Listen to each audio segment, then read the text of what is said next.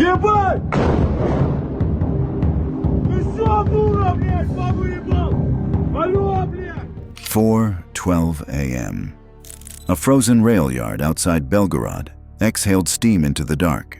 Rows of fuel tankers sat motionless, metal skins glazed with ice. Diesel fumes drifted low over the tracks, while engines idled somewhere past the floodlights, waiting for orders that hadn't come.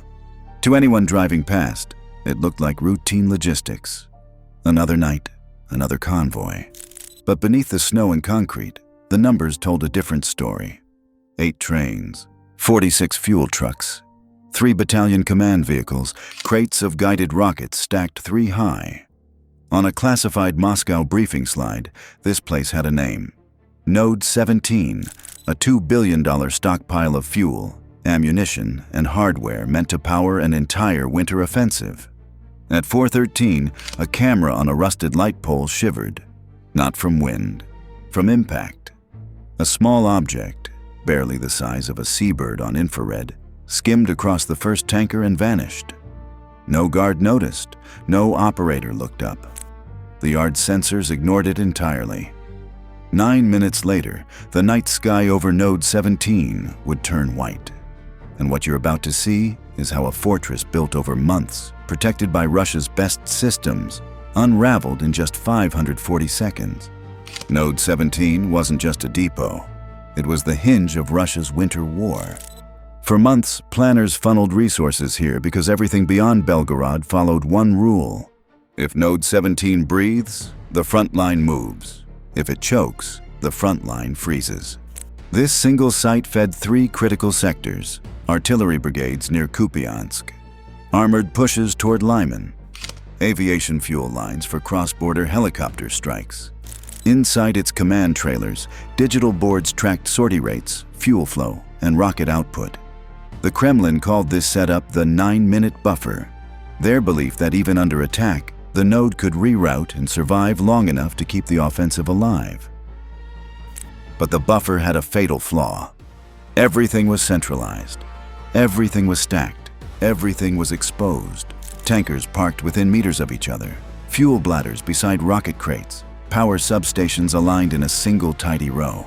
A fortress built for speed, not survival. At 4:14, Ukrainian analysts confirmed what they already suspected. This wasn't a supply node. It was the supply node. And if it fell, the Kremlin's entire winter war plan would fall with it. "Begin the opening sequence," the order read. 9 minutes. What followed wasn't a strike.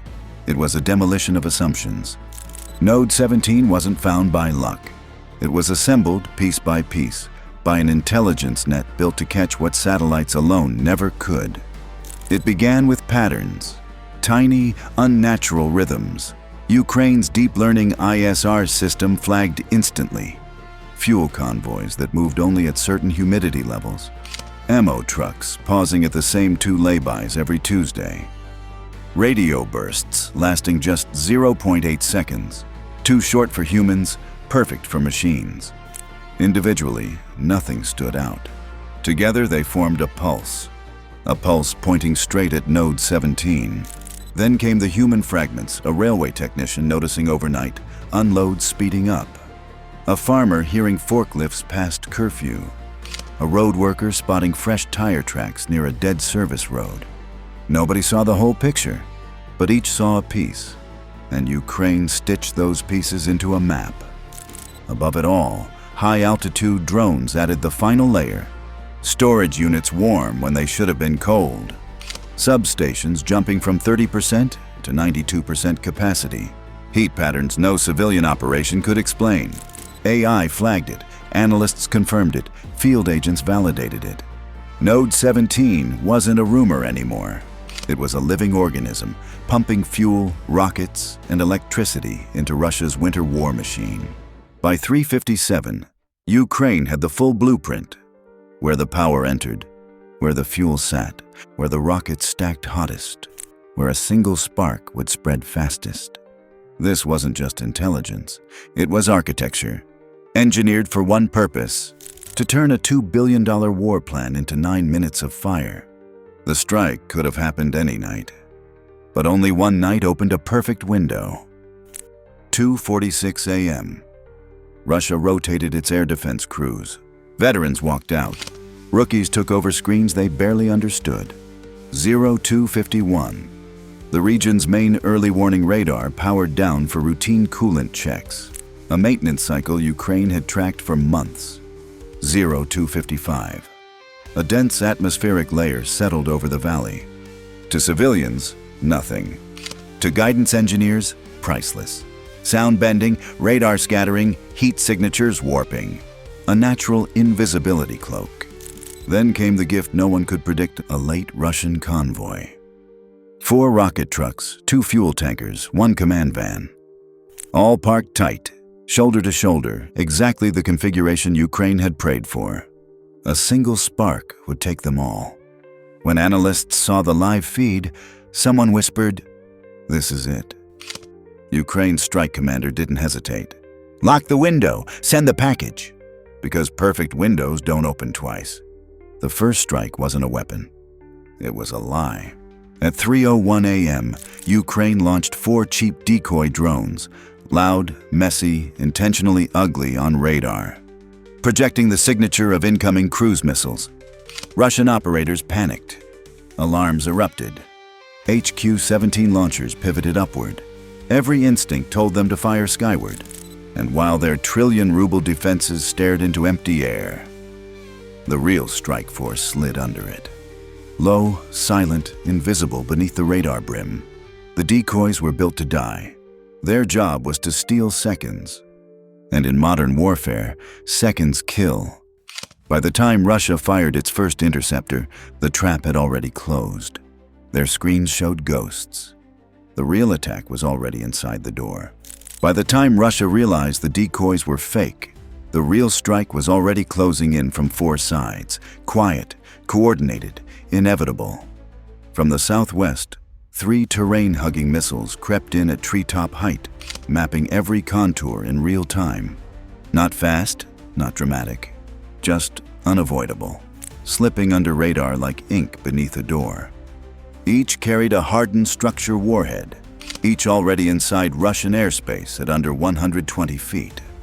From the northeast, 10 FPV drones advanced in a jittering formation along power lines, tree rows, forgotten rail tracks. A cloud of cheap, chaotic threats built to overwhelm attention. Their job wasn't damage, it was division. In modern war, distraction kills more reliably than explosives. At 28,000 feet, an ISR drone drifted behind cloud cover, quietly feeding encrypted corrections, nudging trajectories inches at a time. Not a weapon, a conductor of the entire attack. On the ground, a 6-man recon team crawled within 600 meters of the yard, ready to laser mark a secondary target if systems failed. The human fallback machines can't replace. Inside Russia's command node, radar screens dissolved into chaos. Multiple headings, altitudes, signatures. Nothing matched doctrine, nothing fit training. Ukraine exploited the confusion instantly. 4 angles, 1 convergence, and the Kremlin's $2 billion winter plan was seconds from collapse. Not because Ukraine had more firepower, but because it had more imagination. At 7 minutes and 30 seconds into the strike, everything Russia trusted began failing at once.